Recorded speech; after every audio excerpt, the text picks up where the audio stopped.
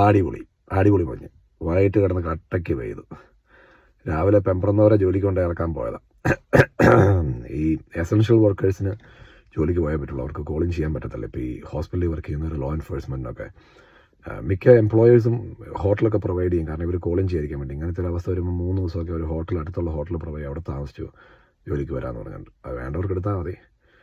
Anyway, റോഡിൽ ഇറങ്ങുന്ന ആരെങ്കിലും ഇറങ്ങുന്നുണ്ടെങ്കിൽ ഏറ്റവും പതുക്കെ പോവുക. മുമ്പിൽ കാണുന്ന ഏതെങ്കിലും ഒരു വണ്ടിയുടെ ടയർ മാർക്ക് ഉണ്ടെന്നെങ്കിൽ അവത്തെ പിടിച്ചു പോവുക. പിന്നെ എനിക്കിപ്പോൾ ഞാൻ പോയപ്പോൾ എല്ലാം പ്രിപ്പയർഡ് ആയിരുന്നു. അതുകൊണ്ട് കാപ്പി, ചൂടുവെള്ളം, ഗ്ലൗസ്, ഇത് സംഭവം ഇതുണ്ട്, ബ്ലാങ്കറ്റ്, തലവണ എല്ലാം എടുത്തിട്ടുണ്ട്. ഏതും പോരായിട്ടൊരു ഷവല് വരെ എടുത്തു. അതായത് നമ്മുടെ നാട്ടിലെ ചെറിയ കോരി പോലത്തെ. എങ്ങാനും റോഡ് പെട്ട് പോയി കഴിഞ്ഞാൽ നമുക്ക് ഇറങ്ങി രക്ഷപ്പെടണമല്ലോ. അതിന് വേണ്ടിയാണ്. കാരണം നമ്മൾ സേഫായിട്ട് ഓടിച്ചാലും മറ്റുള്ളവർക്ക് വന്ന് ഇടിക്കാമല്ലോ. ഇത് കാരണം തെന്നുമല്ലേ റോഡ്. ഇതാണ് ഇവിടുത്തെ ഇതൊരു കംപ്ലൈൻ്റ് അല്ല കേട്ടോ. ചിലവന്മാരുടെ കമൻറ്റ് കണ്ട് അമേരിക്കയല്ലേ കാശ് കിട്ടത്തില്ലേന്ന്. പിന്നെ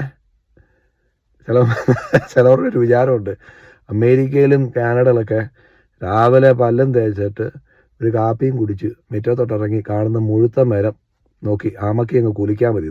കിട്ടും കുറേ കരിയല. ഓക്കെ, ഇവിടുത്തെ റിയാലിറ്റിയാണ്.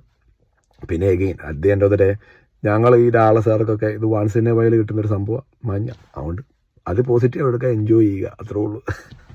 എനിവേ, സേഫായിട്ടിരിക്കുക. ഇനി ഓക്കെ, ഞാൻ പുറത്തെ മഞ്ഞ കാണിക്കാം. ഒന്നുകൂടെ പുറത്ത് മഞ്ഞ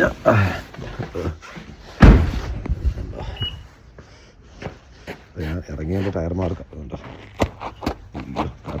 അനങ്ങുന്നില്ല. ഇതാണ് ഒരു അവസ്ഥ. സൂക്ഷിച്ചവിടെ നല്ല പണി കിട്ടും. ഇപ്പോഴും പെയ്തുകൊണ്ടിരിക്കുകയുണ്ടോ. ആരെങ്കിലും പുറത്ത് പോകുന്നുണ്ട്, ചിലപ്പം ഈ കാറിൽ ടയർ പ്രഷർ ലോ ആണെന്ന് കാണിച്ചുകൊണ്ടിരിക്കും.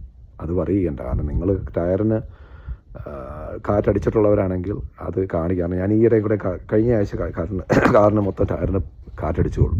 പക്ഷേ പോയ വഴിക്ക് ആദ്യമേ ഒരു ടയറിന് വിത്തിൻ 10 minutes ലോ പ്രഷർ കാണിച്ചു. തിരിച്ച് വന്ന വഴിക്ക് 3 ടയറിന് ലോ പ്രഷർ കാണിച്ചു. അത് നമ്മുടെ ആ സെൻസറുമായിട്ട് ഈ തണുപ്പ് മെസ്സ് ചെയ്യുന്ന അത് ഓക്കെ ആയിക്കോളും. അത് ഗരാജിൽ കയറി കുറച്ച് നേരം ചൂടായി കഴിയുമ്പം ഓക്കെ ആയിക്കോളും.